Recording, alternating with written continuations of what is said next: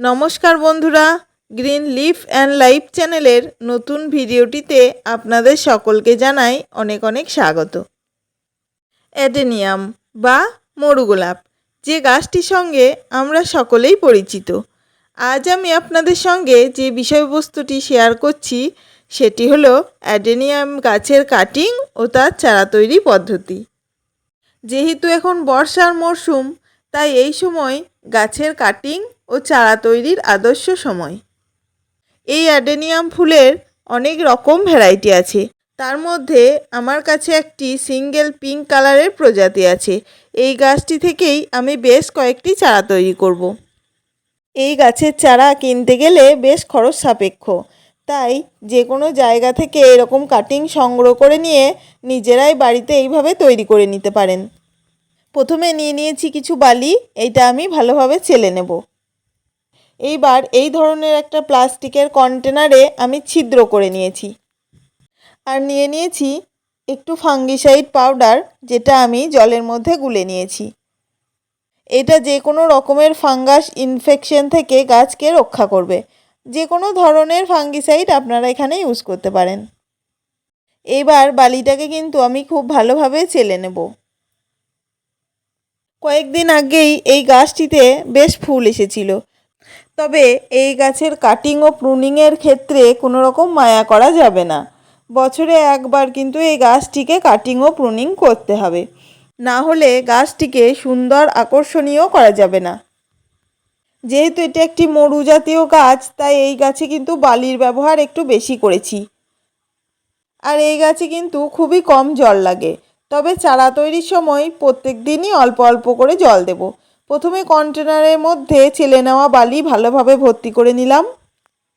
এইবার ডালের গোড়ার দিকে জলে গুলে রাখা ফাঙ্গিসাইড পাউডারটিকে ভালোভাবে মাখিয়ে নিচ্ছি।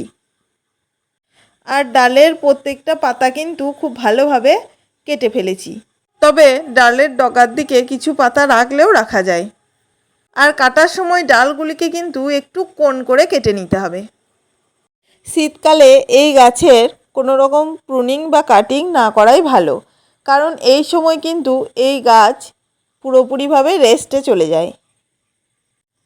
এই গাছের বীজ থেকেও চারা তৈরি করা যায়। যাই হোক, পরে এই গাছের পরিচর্যা নিয়ে আরও একটি ভিডিও আমি দেব। ততক্ষণে আমার চ্যানেলে নতুন হয়ে থাকলে অবশ্যই চ্যানেলটিকে সাবস্ক্রাইব করে রাখবেন। আপনাদের সকলের ভালোবাসা পেলে আমার এই প্রচেষ্টা আরও দীর্ঘায়িত হবে। একইভাবে প্রত্যেকটা ডালেই ফাঙ্গিসাইড মাখিয়ে নিয়ে আস্তে আস্তে বালিতে বসিয়ে দেব। প্রত্যেকটা ডালকেই বসিয়ে নেওয়ার পর খুব ভালোভাবে কিন্তু জল দিয়ে দেব। এইভাবে বসিয়ে রাখার প্রায় 15 থেকে 20 দিনের মধ্যেই ছোট ছোট সবুজ পাতা বেরোতে শুরু করবে। যখন ভালোভাবে পাতা বেরিয়ে যাবে তখন কিন্তু আস্তে আস্তে ডালগুলিকে তুলে নিয়ে অন্য কোনো জায়গায় বসিয়ে দেওয়া যাবে।